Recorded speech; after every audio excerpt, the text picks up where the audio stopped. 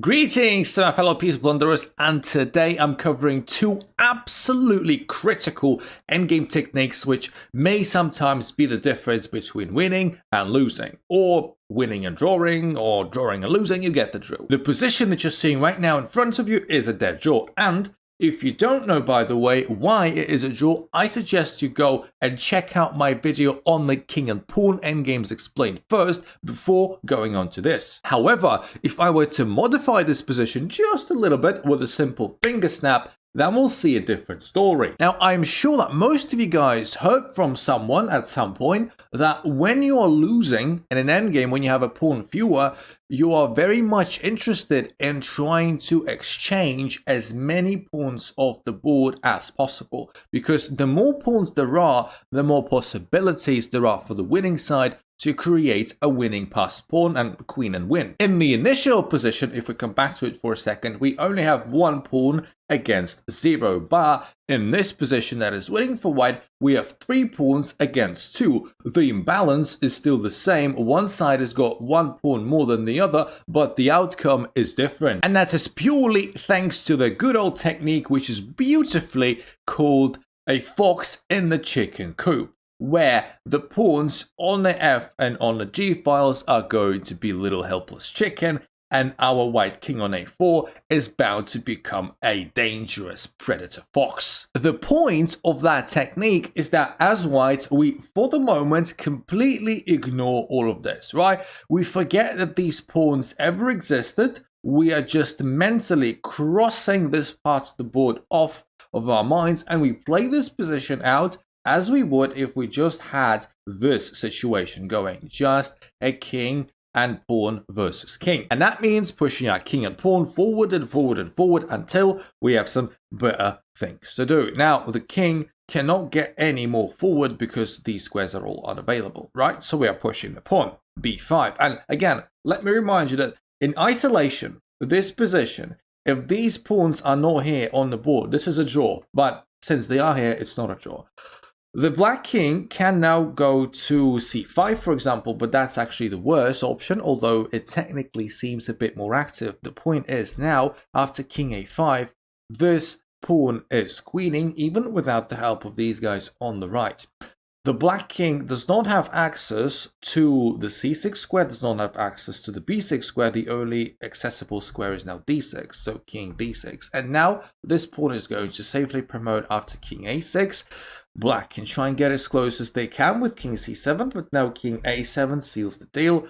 All of this is unavailable to the black king. The white king is escorting the pawn towards promotion, and even c6 is unavailable either. So, black king can try and go to c8, but now just b6, king d7, b7, you get the gist. There's nothing the black king can do. King d6 promotes and wins. So going back a little, the more resistant option as opposed to king c5 would be just a humble retreat to b7. And again, we are proceeding with this position as we would have done if it was just a position with king, pawn versus king. All right, so we're just pushing the king forward now because we are able to do so. King a5, king a7, trying to be more resistant. Okay, we do this check, pushing the pawn forward, pawn b6, king b7, resistant, king b5, reaching the opposition, forcing the king to move backwards as opposed to step aside because these also unavailable to the black king. So king b8, king c6, very, very, very close, but again, for a third time, this is typically a draw. If this was all we had on the board, it would result in a stalemate. But now king c8, b7 check, okay, king b8, and now, as opposed to what we would have done in a position where that's all we have, we would have either played king b8 to save the pawn and stalemate the opponent and draw, or play any of these 5 moves and lose the pawn and draw anyway. But since we have these pawns, we can abandon this pawn and we can start eating those very, very vulnerable and very, very munchy black pawns on the F and G files. And this is where the fox in the chicken coop notion comes from. These pawns are absolutely defenseless because the rooster, I guess you can call him the rooster, the black king, is as far back as b8, and there is no defense. So we are just, as a fox would do, coming closer to the pawns now with king d6. And yeah, the rooster may take a pawn of ours. That's not a big deal. Takes on b7, but this is just nothing because we're just moving closer and closer, and we start munching on these pawns. And now we're 2 pawns up. We have 2 connected passes, and 2 connected passes means regardless of where the king is, unless there is some sort of 6 stalemate, we're just going to win. King e7, king g6, and king is bound to go to g7 at some point, and these pawns are going to push forward. It's going to be a very easy win. And that is why in the endgame, if possible, it is important to have your pawns on both sides of the board. You see, if the pawns are on the same side, and if we even have a pawn majority, let's say 3 versus 2, 4 versus 3, it's not necessarily a win, but a win is almost guaranteed. If we have a situation like this, we still have the majority, 3 versus 2, but we have the pawns on the left and on the right. And developing on that idea, and also developing on the concept of the fox in the chicken coop, let's look at our second position, which is going to introduce the second technique that I would like to talk about, and it is this position. This time, we've got material equality. We've got 2 pawns against 2.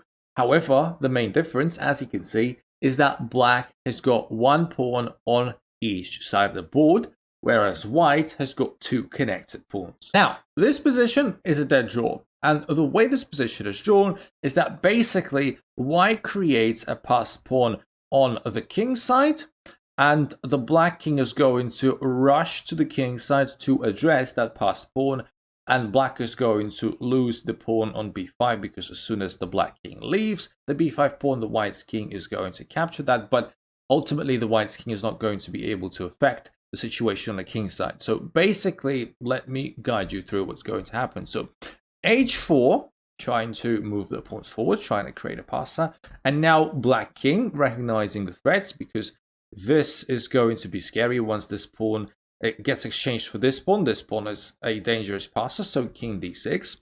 And white king, as I told you, is going to capture on b5. But then again, white king is not going to be unable to help the situation here. The black king is just much, much faster because it's closer. So king e5 now. And again, white can try and push the pawns forward, trying to create a passer with the g4, but not going to be fast enough. King f4.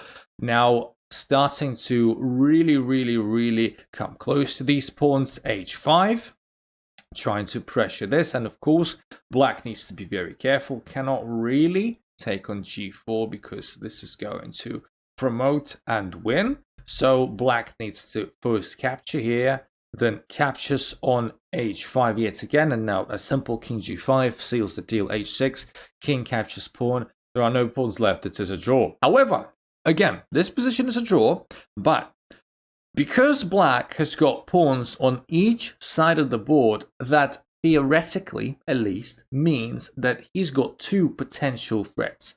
2 potential threats. One is here and one is here. Very far apart from each other, so that if these threats were to happen, the white king cannot physically deal with both. White, on the other hand, having his pawns on the G on the H file, right here, very compact on white side of the board, that means for white that the only threat that can happen is on this side of the board, right? There is no other threat somewhere else. This is important. And why is that important? Well, I'm about to show you technique number 2, which is called the deep freeze. You see, while this position is all zeros, that's true, white can really screw up here. White can make one move that ruins the position completely and makes black immediately winning. It's not going to be h4, the move that I was showing you just before that. It is going to be the other pawn move, which is g4. Seems like such a small difference, pushing the g pawn instead of the h pawn, because at the end of the day, who cares? I'm going to create a passer either way. Well, are you sure about that, son? After g5, I'm not sure that your passer is going to be any good. Enter the deep freeze when one pawn kills 2. And white can still create a passed pawn if white so wishes, of course, with h4, but after G takes h4, yes, congratulations, you got your passed pawn, but black has got one more of his own. And now black is winning. Black is very easily winning after g5, and we don't even need really to push that pawn forward. We are in no rush. Look at where the white king is. The white king is on b4 and is nowhere near to stop our h-pawn. And even if it were to try and chase our h-pawn down, it first needs to treat our b5 pawn, which is also a threat. So don't start pushing the h-pawn just yet. Again, no rush. We just want to get our king to d6 because this pawn is very stoppable. If we look at the square of the pawn, if you don't know what the square of the pawn is, again, recommend you to check the king and pawn endgames explained. But basically, the g-pawn is very stoppable, whereas the h-pawn is not. And there is nothing white can do. g6, not fast enough. King e7, g7, king f7, queens, okay, fine. We're just going to take that pawn, and we're 2 pawns up, and this pawn is just a monster. The only thing that white can do that is active is take on b5 and watch our h-pawn queen and kill him in a couple of moves time. And now coming back to our initial position, I think it comes as no surprise that when we try to create a passed pawn in the endgame, we always move the pawn that is adjacent first. And what I mean by adjacent is you don't move the pawn that is on the same file as the pawn of your opponent that you're trying to attack. You move the pawn that is next to that pawn, which is the h-pawn in this scenario. And that is because, like we saw, if you move the g-pawn first, you are simply inviting the dreaded deep freeze with g5. And now your pawn majority is useless, and isn't that annoying? You have a pawn more literally on that side of the board, which should result in a passed pawn, and it kind of does, but it's useless. At the same time, when you are the defending side, when you are the side with a singular pawn facing a pawn majority, you should always recognize these moments as well. If your opponent makes such a mistake, playing something like g4, do the deep freeze, lock it down with g5, and most likely draw or even win the game. So yeah, let me know in the comments below if you've ever been deep frozen, and if you just so happened to find this video useful, please like and subscribe. Follow me on Twitch. I stream Wednesdays, Fridays, and Sundays. Find me on chess.com, join our Discord, all that good stuff. And I'm going to talk to you very soon. My favorite unintentional gambit is. Love you all. See ya in the next one.